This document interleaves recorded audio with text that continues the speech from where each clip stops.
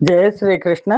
శుక్లాంబరధరం విష్ణుం శశివర్ణం చతుర్భుజం ప్రసన్నవదనం ధ్యాయేత్ సర్వ విఘ్నోపశాంతయే. కృష్ణాయ వాసుదేవాయ దేవకీ నందనాయ చ నందగోపకుమారాయ గోవిందాయ నమో నమః. జయ శ్రీకృష్ణ. మహాకవి శ్రీ బొమ్మెర పోతనామాత్య ప్రణీత శ్రీ మహాభాగవతం ద్వితీయ స్కంధం చదువుతున్నాం. నైమిసారణ్యంలో సూత మహర్షి సౌనకాది మహామునులకు ఈ భాగవత వివరణ అంతా కూడా తెలియచేస్తున్నారు. అలాగే పరీక్షన్ మహారాజుకు సుఖ మహర్షి తెలియచేస్తున్నారు. ఆ సుఖ మహర్షి పరీక్షన్ మహారాజుతో బ్రహ్మ నారదుల సంవాదం చెప్తున్నారు. బ్రహ్మదేవుడు నారద మహర్షి అడిగిన బ్రహ్మదేవుని కంటే అతీతమైన మరొక వ్యక్తి ఎవరున్నారు అని అడిగినప్పుడు ఆ మహావిష్ణువు గురించి బ్రహ్మదేవుడు తెలియచేస్తున్నారు. అలా తెలియచేస్తూ ఆ దేవదేవుడి పాదకమలం సంసారం అనే మహాసముద్రాన్ని కూడా దాటిస్తుంది అని చెప్పి, నేను ఆ మహావిష్ణువు యొక్క అవతార రహస్యాలను గురించి కానీ నేను చెప్పడానికి నాకు ఎంతవరకు సాధ్యం అవుతుంది అని బ్రహ్మదేవుడు చెప్తున్నాడు. ఆ నళినాక్ష నందనుడనయ్యు ప్రజాపతినయ్యు యోగ విద్యా నిపుణుండనయ్యును బదంపడి జనన ప్రకారమే ఏను నెరుంగ నా విభుని యుద్ధ మహత్వ మెరుంగ నేర్తునే కానబడున్ రమేష పరికల్పిత విశ్వము కొంత కొంతయున్. ఆ బ్రహ్మదేవుడు నారద మహర్షితో ఇలా చెప్తున్నారు. నేను విష్ణుపుత్రుడినే, సృష్టికర్తనే, అష్టాంగ యోగ సాధనలో నిపుణుడనే. అయినా తరచి చూసుకుంటే కనుక నేను ఎలా పుట్టానో నాకే తెలియదు. ఆ పరాత్పరుడి ప్రభావ మహిమ తెలుసుకోవడం నా తరం కూడా కాదు. ఈ మహావిష్ణువు సృష్టించిన ఈ విశ్వాన్ని కొద్ది కొద్దిగా కళ్ళతోనే నేను చూస్తున్నాను అని వినువే ఏటికి దాపస ప్రవర విశ్వాత్ముడు ఈశుండు దాదన మాయా మహిమాంతముందెలియగా దద్యంబుగా దాలడన్నను నేనైనను మీరలైన సురలైనన్ వామదేవుండునైన నిక్కం బెరుగంగ జాలుదిమే జ్ఞాన ప్రక్రియ యుక్తులన్ అని. ఓ నారద మహర్షి, ఓ తాపసోత్తమ, వేల మాటలు ఎందుకు? ఆ పరమాత్మ గురించి ఆ పరమాత్మకే తెలియదని నేను చెప్తున్నాను, ఆలకించు. ఆ ఈశ్వరుడు విశ్వాత్ముడు ఉన్నది ఉన్నట్టుగా తన మాయా వైభవాన్ని దాని అంతని తనే తెలుసుకోలేకపోతున్నాడు అని చెప్తే, నేను కాని దేవతలైనా కానీ శివుడైనా ఏ పద్ధతిలో కానీ ఏ తెలివితో కానీ ఏ యుక్తితో కానీ ఆయన సత్య స్వరూపాన్ని తెలుసుకోగలమా మనము అంటే? పరమాత్మ తనని గురించి తనే పూర్తిగా చెప్పకుండా అందరికీ కూడా ఆవిష్కరింప లేకపోయిన సమయంలో మనం ఎక్కడ తెలుసుకోగలం అని చెప్పి, గగనము తన కడవలదాదగ నెరుంగని కరణి విభుడు దానెరుగడగనన్ గగన ప్రసవము లేదన నగునే సర్వజ్ఞతకును హానిదలంపన్. ఆకాశానికి దాని అంతం దానికి చక్కగా తెలియనట్లు, ఆ విరాట్ పురుషుడికి తనని గురించి తనకు అంతం తెలియదు అన్నంత మాత్రాన, ఏదో ఆకాశ కుసుమాన్ని చూడలేదన్నంత మాత్రాన ఆయన సర్వజ్ఞత్వానికి ఏమి చెరుపు రాదు అని ఆ మహాపురుషుడు ప్రయత్నపూర్వకంగా ఆ మహావిష్ణువు యొక్క అవతారాల గురించి, విరాట్ పురుషుడు యొక్క అవతారాల గురించి బ్రహ్మదేవుడు తన కుమారుడు నారద మహర్షికి చెప్తున్నారు. ఆ మహాపురుషుడు ప్రయత్నపూర్వకంగా ధరించిన ఆయా అవతారాల్లో నిర్వర్తించిన పనుల్ని గురించి మా బోటి వాళ్ళు ఎన్నో రీతులుగా గానం చేస్తూ కీర్తిస్తూ ఉంటాం. మహాస్వభావుడు, అంతం లేనివాడు, చేతన స్వభావుడు, ఆద్యుడు, తనకు పైన అధికారి లేనివాడు, స్వయం పాలకుడైన ఆదిదేవుని వాస్తవ తత్వాన్ని తెలుసుకోవడం మన వంటి వాళ్ళకి వీలవుతుందా? నేను నమస్కారం చేస్తున్నాను ఆ దివ్యవర్తనుడికే, నిమగ్నతతో నమస్కరిస్తుంటాను అని. పరమాత్ముండజుడి జగంబు ప్రతి కల్పం బంధు కల్పించు దా పరిరక్షించును దృంతునట్టి అనగున్ బ్రహ్మాత్ము నిత్యున్ జగద్భరితున్ కేవలు నద్వితీయు విశుద్ధ జ్ఞాను సర్వాత్ముని ఈశ్వరుని ఆద్యంత విహీను నిర్గుణుని శశ్వన్మూర్తి చింతించేదని నేను నమస్కారం చేసుకుంటున్నాను. ఎవరికి? ఆ విశ్వాత్మకుడు, జననరహితుడు, ప్రతి కల్పంలోనూ విశ్వాన్ని సృష్టించేవాడు, పోషించేవాడు, నశింప చేసేవాడు, ఆ విరాట్ పురుషుడు, పుణ్యాత్ముడు, వేదమయుడు, నిత్యుడు, పూర్ణుడు, లోకమంతా తానే అయినవాడు, అద్వితీయుడు, పరిశుద్ధ జ్ఞాన స్వరూపుడు, ప్రతి ఒక్కరిలోనూ ప్రకాశించేవాడు, అన్నిటికీ అధిపతి, తుది మొదలు లేనివాడు, నిర్గుణుడు, శాశ్వత సత్యస్వరూపుడైన ఆ పరమాత్మను నేను ధ్యానిస్తుంటాను అని నారద.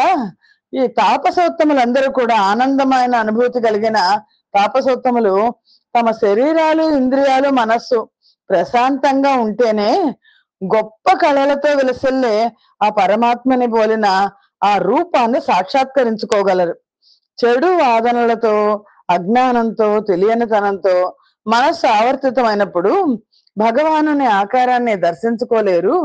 త్రికరణ శుద్ధి గల ప్రశాంతత, మానసిక నైర్మల్యం ఉంటేనే యోగులకైనా సరే భగవద్ దర్శనం ప్రాప్తిస్తుంది. భగవద్గీతలో పరమాత్మ చెప్తారు, యోగులు కూడా ఈ దర్శనాన్ని, నా నా విశ్వరూప సందర్శనాన్ని చూడలేరు. దేవతలు, రోగులు కూడా ఎప్పుడు చూద్దామా అని కాంక్షిస్తుంటారు అని ఆ బ్రహ్మగారు ఇలా నారద మహర్షికి చెప్తున్నారు. ఏమనంటే, ఓ పాపరహితుడా, భగవంతుడి గురించి చెప్తున్నారు, పరమాత్మ గురించి చెప్తున్నారు, ఆ బ్రహ్మాన్ని గురించి చెప్తున్నారు. ఓ పాపరహితుడా, 1000 తలలు మొదలైన అవయవాలతో సహజ స్వభావంతో ప్రవర్తించేది గొప్ప ప్రకాశమానుడైన ఆ ఆది పురుషుడి తొలి అవతారం. సహస్ర శీర్ష పురుష అంటాం కదా మనం. ఆ అవతారం నుంచి కాలము, కర్మము, స్వభావము అనే 3 శక్తులు పుట్టాయి. వీటిలోంచి కార్యకారణాత్మకమైన ప్రకృతి ఏర్పడింది. దీని నుంచి మహత్తు అనే తత్వం కలిగింది. మహత్తు నుంచి 3 అహంకారాలు పుట్టాయి: రాజసాహంకారం, తామసాహంకారం, సాత్వికాహంకారం. రాజసాహంకారం నుంచి ఇంద్రియాలు, సాత్వికాహంకారం నుంచి ఇంద్రియ గుణాలకు అధిష్టాన దేవతలు, తామసాహంకారం నుంచి పంచభూతాలకు కారణమైన శబ్దం, స్పర్శం, రూపం, రసం, గంధం అనే తన్మాత్రలు జయించాయి. ఈ పంచ తన్మాత్రల నుంచి ఆకాశము, గాలి, నిప్పు, నీరు, నేల అనే పంచభూతాలు ఉత్పన్నమయ్యాయి. వీటి నుంచి చర్మం, నేత్రం, చెవి, నాలుక, ముక్కు అనే జ్ఞానేంద్రియాలు, మాట, చెయ్యి, కాలు, మలావయవం, మూత్రావయవం అనే మనస్సు అనే కర్మేంద్రియాలు ఉదయించాయి. వీటన్నిటిని సమిష్టిగా జగస్వరూపుడైన విరాట్ పురుషుడు తనకు తానే ప్రకాశించే స్వరాట్టు జన్మించారు. అతని నుంచి కదలని వేరువేరు రూపాలతో స్థావర జంగాత్మకమైన ఈ లోకం పుట్టింది. అందులో సత్వ, రజస్తమో గుణాత్మక రూపాల్లో విష్ణువు, హిరణ్య గర్భుడనైన నేను, బ్రహ్మ, శివుడు పుట్టాం. అందులోంచి సృష్టి, ప్రకృతి ఏర్పడడానికి కారణమైన 4 ముఖాలు కలిగిన బ్రహ్మ ఉదయించాడు, సృష్టికారకుడు. ఇతని వల్ల దక్షుడు మొదలైన ప్రజాపతులు 9 మంది పుట్టారు బ్రహ్మగారి దగ్గర నుంచి.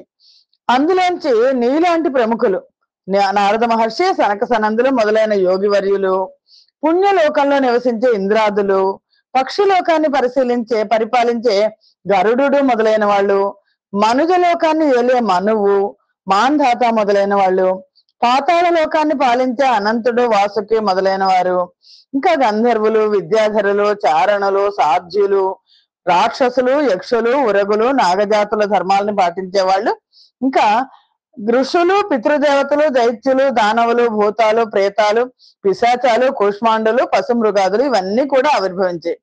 ఇలా విశ్వం మొట్టమొదటి పుట్టుకని మహత్తత్వ సృష్టి అంటారు. రెండోది అండంతో కలిగిన సృష్టి. మూడోది సమస్త ప్రాణులకు చెందిన సృష్టి.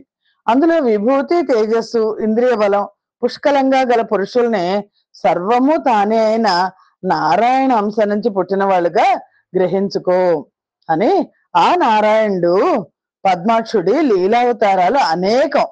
అతను ఆచరించే పనుల్ని లెక్కించి చెప్పడం ఎవ్వరికి కుదరని పని. అయినా నువ్వు అడిగావు కాబట్టి నేను నీకు చెప్తున్నాను, నాకు తోచినంత మటుకు నేను నీకు వినిపిస్తాను అని బ్రహ్మదేవుడు ఆ శ్రీమన్నారాయణని లీలావతారాలని వర్ణించడం ప్రారంభించారు.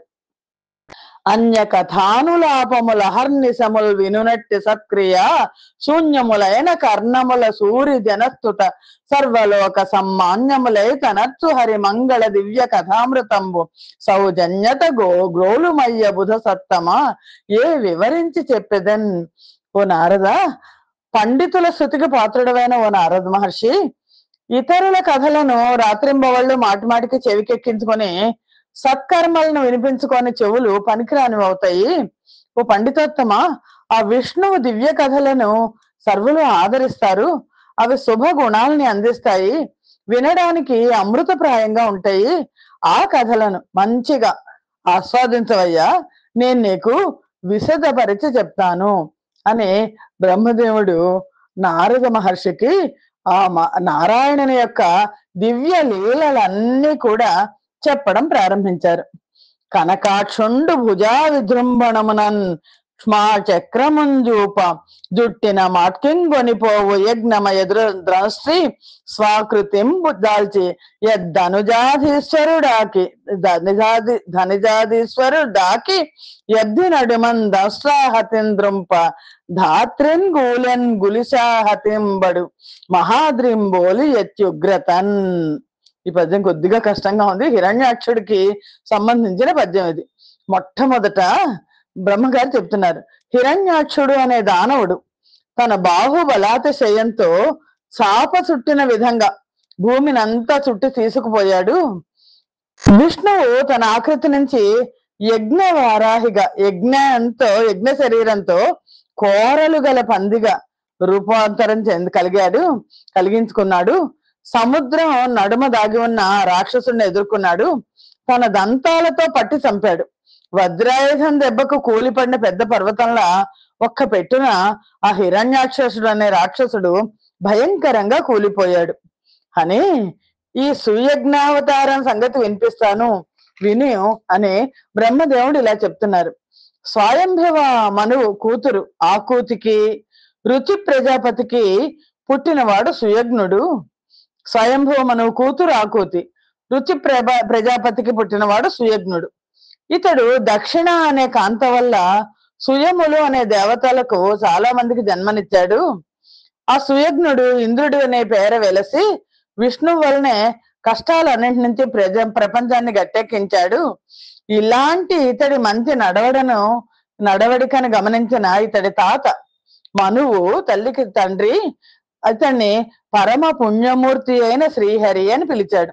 కనుకనే ఓ యోగేంద్ర, మంచి జ్ఞాననిధి అయిన ఆ సుయజ్ఞుడు సంతోషించి శ్రీహరిగా అవతారం ఎత్తాడు అని చెప్పి శ్రీహరి అవతారాన్ని చెప్పి సాంఖ్య యోగాన్ని ప్రవర్తింపజేసిన ఉపదేశకుడు కపిలుడి అవతారం గురించి చెప్తున్నాను విను. మొట్టమొదట అనంత అవతారం గురించి చెప్పారు, ఆ తర్వాత యజ్ఞవారాహ అవతారాన్ని గురించి చెప్పారు, తర్వాత సుయజ్ఞ అవతారం గురించి చెప్పి ఇప్పుడు కపిల అవతారం గురించి బ్రహ్మదేవుడు చెప్తున్నారు అని. ధృతమతి దేవహూతికిని దివ్య విభుండగు కర్దమ ప్రజాపతికి బ్రహ్మోదమొప్ప నవ భావములతో కపిలుండు పుట్టి ఏ గతి హరి పొందునట్టి శుభగంబగు సాంఖ్యము దల్లికిచ్చి దుష్కృతములు వాపి చూపెముని సేవితమై తనరారు మోక్షమున్. దివ్యులకు ప్రభువు కర్దమ ప్రజాపతి, అతని భార్య దేవహూతి ధైర్యవతి. శ్రీహరి వారికి కపిలుడు అనే పేరుతో జన్మించాడు. ఇతడితో 9 మంది చెల్లెళ్ళు పుట్టారు.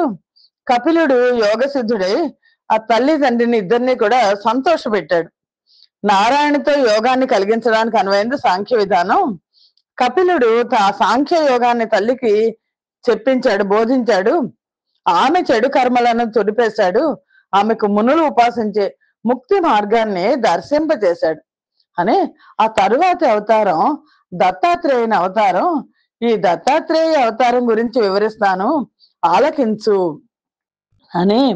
తాపసోత్తముడత్రి తనయుని గోరి రమేషు వేడిన హరి ఏను నీకు ననగ దత్తుడనైతినని పల్కు కథమున నతడు దత్తాత్రేయుడై జనించే మహాత్ముని చరణాబ్జ పరాగ సందోహంబుచే భూత దేహులగుచు హైహయా యదు వంశులైహిక ముష్మిక ఫల రూపమగు యోగ బలము వడసి సంచిత జ్ఞాన ఫల సుఖైశ్వర్య శక్తి శౌర్యముల బొంది తమ కీర్తి చెదలు వెలుగా నిందు నందును వాసికి నిక్కిరట్టి దివ్యతరమూర్తి విష్ణును తింపదరమే. దత్తాత్రేయ అవతారం గురించి చెప్తున్నారు బ్రహ్మదేవుడు. మునివరుల్లో మేటి అత్రిముని. ఆ అత్రిముని కొడుకును కనాలనే కాంక్షతో శ్రీమన్నారాయణ గురించి తపస్సు చేశాడు. ఆ శ్రీహరి, ఓ పుణ్యాత్ముడా, నీకు నేను దత్తుణ్ణయ్యాను అని పలికాడు. ఆ ప్రసన్నత కారణంగా శ్రీపతి వారిద్దరికీ కూడా దత్తాత్రేయుడిగా జన్మించాడు. ఆ మహాత్ముడి పాదాల అత్రి మహర్షికి పాద పద్మాల పుప్పడి వల్ల హైహయ యాదవ వంశీకులు పునీతులయ్యారు. ఇహలోక పరలోకాల ఫలరూపమైన యోగ శక్తిని పొందారు. అలాంటి చక్కటి జ్ఞాన ఫలాన్ని, సుఖాన్ని, సంపత్తిని, ఈశ్వర శక్తిని, ప్రౌఢిమను పొందారు. మిన్నంట తమ కీర్తిని ప్రకాశింపజేశారు. ఈ లోకంలోనూ పైలోకంలోనూ కూడా ప్రశస్తిని పొందారు. అలాంటి విశ్వరూపుడు మహావిష్ణువును పొగడ్డం సాధ్యమయ్యే పనేనా అని ఆ తర్వాత సనకాదుల అవతారం సంగతి చెప్తాను విను అని బ్రహ్మదేవుడు చెప్పాడు. విశుద్ధ జ్ఞానస్వరూప నారద మహర్షితో అంటున్నారు, నేను కల్పం మొదట్లో ఈ లోకాలను పుట్టించాలని తలపెట్టుకున్నాను. దానికి తగ్గట్టుగా ఎంతో ఇష్టంగా తపస్సు చేస్తూ సన అని నా నోట పలికాను.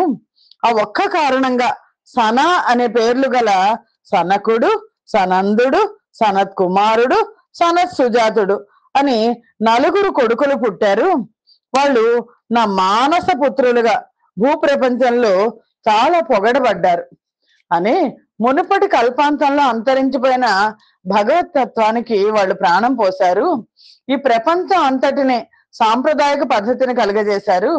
నిర్తివర్తండ నారద, ఆ విష్ణుదేవుడి కళలతో ఒప్పారుతూ వాళ్ళు లెక్కకు 4గా ఉన్నా నిజానికి ఒక్కడే అని చెప్పి ఆ తర్వాత సనక సనందనాదుల తర్వాత నరనారాయణుల అవతారాన్ని గురించి చెప్తాను విను అని గణుతింపగా నరనారాయణులన ధర్మునకు నుదయ మందిరి దాక్షాయణి అయిన మూర్తి వలనం వృణుత గుణోత్తరులు పరమ పావన మూర్తుల్. దక్షుడి కుమార్తె మూర్తి, ధర్ముడు అనేవారు దంపతులు.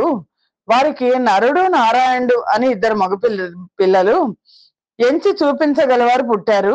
ఆ నరనారాయణులు అతి పవిత్రమైన మూర్తులు, పొగడిక గల మంచి గుణవంతులు, పొగడదగ్గ వాళ్ళిద్దరు కూడా.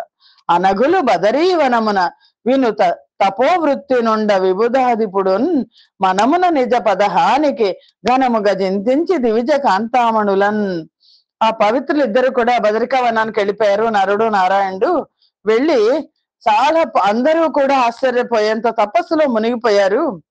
ఆ సమయంలో ఇంద్రుడు తన పదవికి ఎక్కడ ముప్పు కలుగుతుందో అని లోపల శంకించి అప్సరసలను తీసుకొచ్చి రావించి తపో విఘ్నము గావింపుండనుచు బనుపగడు వేడుకతో భావ భవానీ కినులన గా వనితలు సనిరి బదరికా వనమునకున్.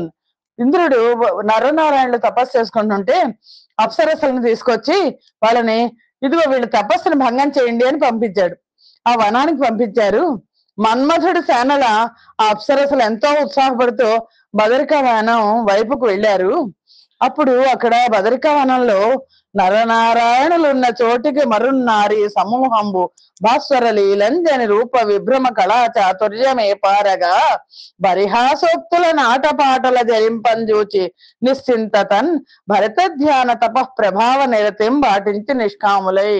ఆ నరనారాయణులు ఇద్దరు తపస్సు చేస్తున్న అడవిలోకి ఆ దేవతా కాంతలు విలాసంగా వెళ్ళారు.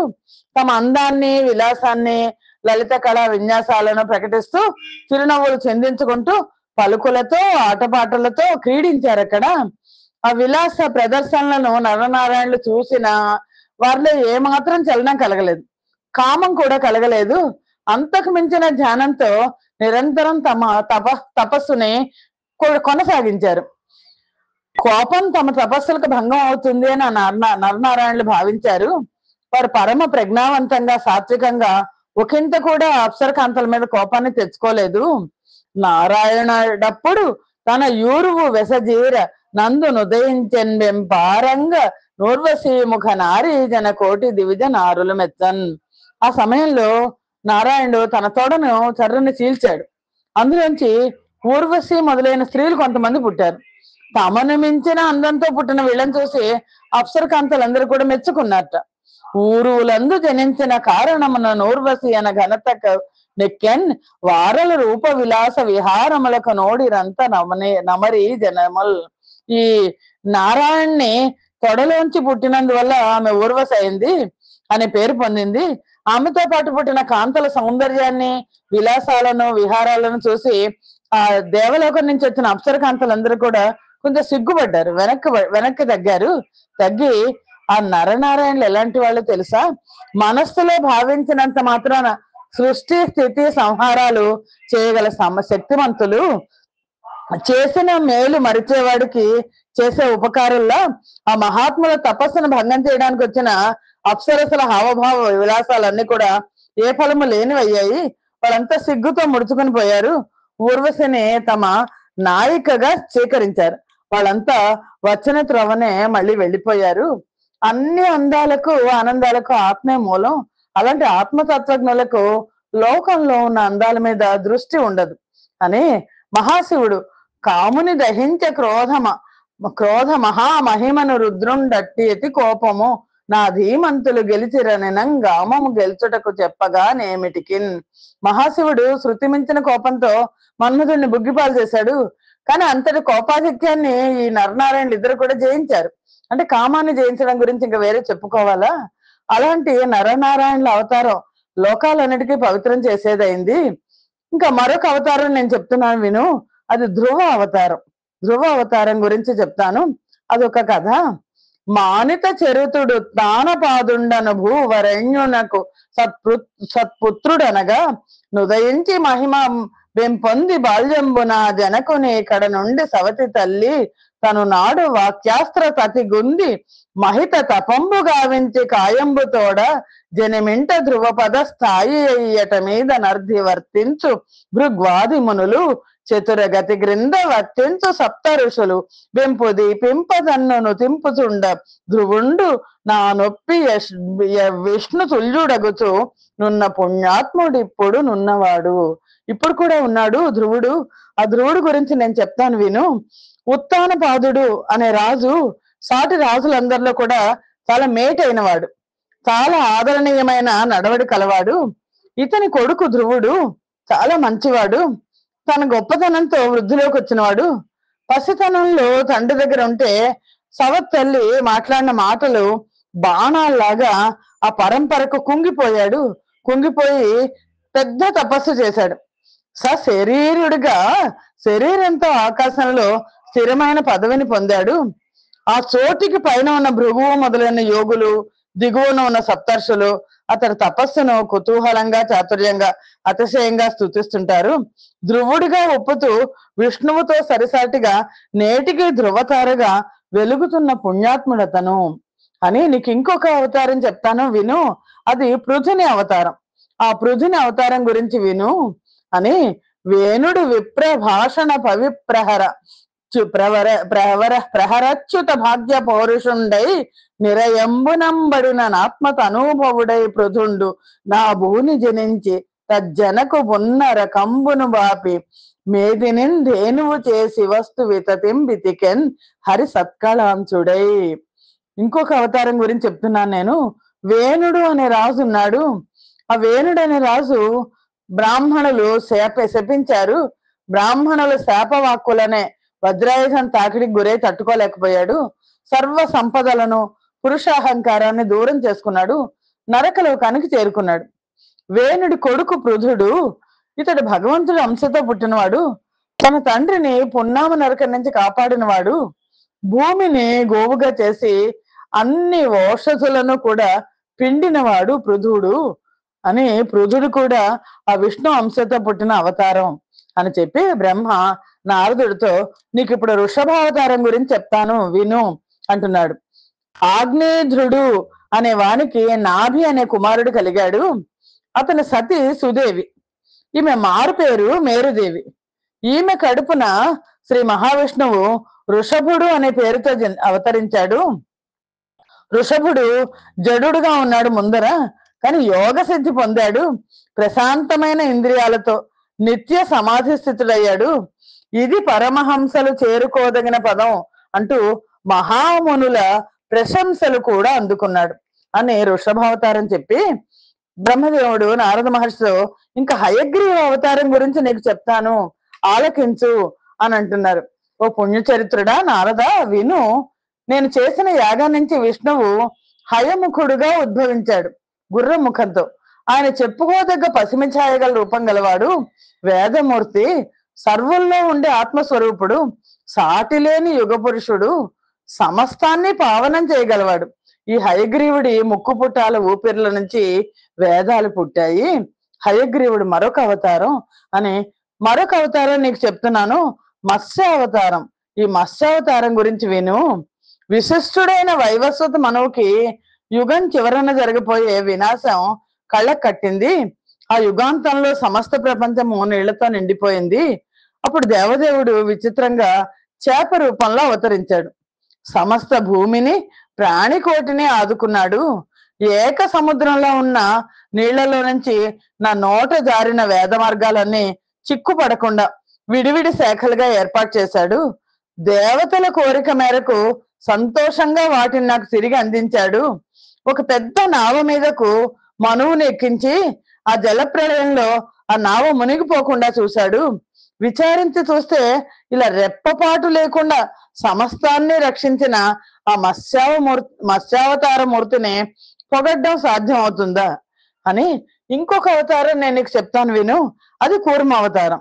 కూర్మ అవతారం ఎలా వచ్చింది అని అంటే, అమృతోత్పాదన యత్నులై విభుద దైత్యానేకముల్ మందరాగము గవ్వంబుగ చేసి యబ్జిదరువంగా గవ్వ పుంగొండ వార్ధి మునుంగన్ హరి కూర్మ రూపమున నద్రిందాల్చే తత్పర్వత భ్రమణ వ్యాజత వీపుదీట శమియింపంజేయగా నారద. ఓ నారద, దేవతలు, రాక్షస గణాల వాళ్ళు అందరూ కూడా అమృతాన్ని పొందాలని ప్రయత్నించారు. మందర పర్వతాన్ని కవ్వంగా ఉపయోగించారు. పాల సముద్రాన్ని చిలికారు. ఆ కవ్వం కొండ సముద్రం మధ్య నట్ట నడుమ మునిగిపోతోంది. ఆ పర్వతం గిరగిరా తిరగడం అనే మిషబెట్టుకుని ఆ హరి తాబేలు రూపంలో ఆ వీపు మీద దురద తీరడానికి అన్నట్టు ఆ కొండను తన వీపు మీద మోసాడు. అలా కూర్మావతారంగా మారి అమృతం దేవతలకు వచ్చేట్టు చేశాడు. పొగడగలమా అటువంటి మహావిష్ణువుని అని. ఇంకా నేను నీకు నృసింహ అవతారం గురించి చెప్తాను విను. రాక్షసుడు హిరణ్యకశిపుడు అమరలోకంలో కలవరం పుట్టించాడు. సురలోకంబు గలంచి దేవ సమితిని సృక్కించి యజ్జద్గదాధరుండై వచ్చు నిశాచరంగని కన దష్ట్రాకరాళాశ్చ విస్ఫురిత భ్రూకిటి శ్రీ నృసింహగతి రక్షోరాజ వక్షంబు భీకర భాస్వన్న ఖరాజింద్రించే ద్విజగత్ కళ్యాణ సంధాయే. రాక్షసుడు హిరణ్యకశిపుడు అమరలోకంలో కలవరం సృష్టించాడు. దేవతలను బలహీనపరిచాడు. ఎత్తి పట్టిన గదతో వస్తున్న అతన్ని శ్రీహరి చూశాడు. ఆ శ్రీహరి ముల్లోకాలకు మేలు చేయాలనుకున్నాడు. ధగధగా ప్రకాశించే కోరలతో భయం పుట్టించే నోరు, కనుబొమ్మలు ముడిపడేంత కోపం గల రూపంతో నరసింహ అవతారాన్ని ధరించాడు. భయంకరంగా ప్రకాశించే గోళ్లతో ఆ రాక్షసుడు రొమ్మును చీల్చి చంపించాడు అని నరసింహ అవతారాన్ని గురించి బ్రహ్మదేవుడు నారద మహర్షికి చెప్పి ఇంకా ఆది మూల అవతారం గురించి చెప్తాను నేను విను. ఆది మూలావతారం.